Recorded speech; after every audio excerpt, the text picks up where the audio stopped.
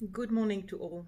On behalf of the UN Environment Programme, I would like to thank WHO Azerbaijan for organizing this symposium on how the One Health approach can address one of the three planetary crises, climate change, with COP29 on the horizon.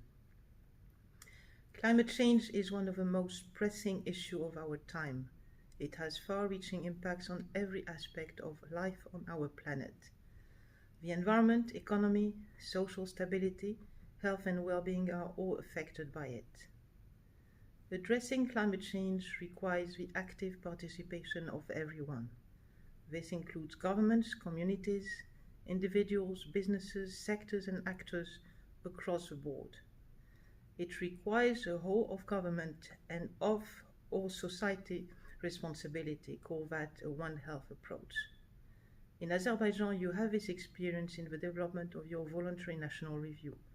This involved various stakeholders, including parliament, line ministries, public institutions, NGOs, the private sector, and academic institutions through the National Coordination Council on Sustainable Development. I'm also pleased to learn you will lead, by example, by setting up an interagency working group to submit Azerbaijan's 1.5 aligned, nationally determined contributions. This will be integrated within your first long-term development strategy. That, again, is a One Health approach. Having said that, allow me to leave you with a few climate-related messages linked to the different sessions of this symposium.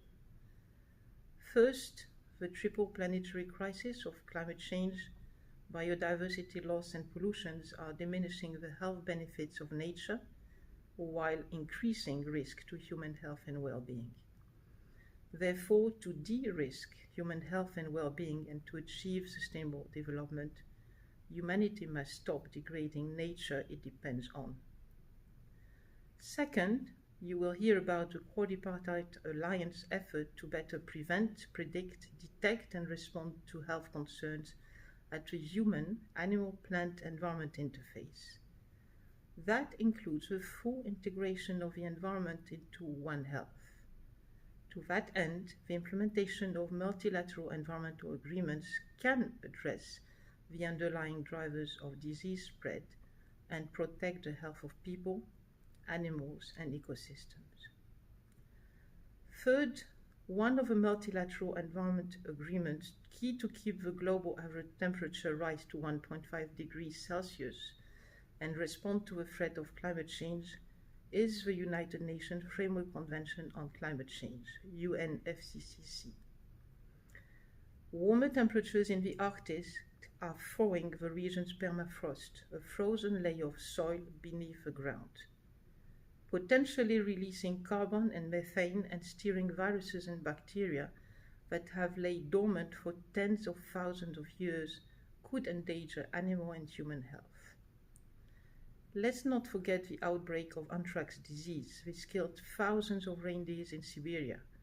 It is also reportedly associated to the presence of infected carcasses and spores released from the active layer over the thawing permafrost. As I speak now, we are experiencing more frequent heat waves and flooding and longer, warmer summers. This is creating more favorable conditions for invasive species of mosquito spread across Europe. Mosquitoes associated with the spread of diseases such as dengue fever, chikungunya virus, which were only present in parts of Africa and Asia and the Americas. Fourth, if we want to prevent the next pandemic, we must take a step back. We must seriously address the root causes of the spread of infectious diseases and pathogens. These are driven by land degradation, wildlife exploitation, resource extraction, climate change, and other stresses on the environment. Fifth, antimicrobial resistance, AMR, is listed among the top 10 threats for global health. Medicines to prevent and treat infections and diseases should not disrupt fundamental ecological processes. The increased use and misuse and pollution from pharmaceutical manufacturing, food production, and community and healthcare settings spread resistant microbes into our environment.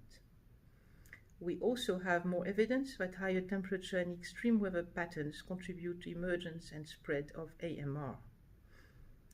6. I would like to flag that a One Health approach can advance a climate-smart agriculture system, favoring sustainable and efficient food system with food security and healthy nutrition for all. Let's face it, today the agri-food system is responsible for 1/3 of greenhouse emissions and is a major source of biodiversity loss. Finally, on another note, UNEP is extremely happy to continue working with the government of Azerbaijan. As you may have heard from media reporting, Azerbaijan will host the Global World Environment Day celebration in 2026, focusing on climate. I wish you every success in the lead-up to COP29, and you can continue to count on the long-standing support of UNEP. Thank you to all and wishing you a very successful symposium.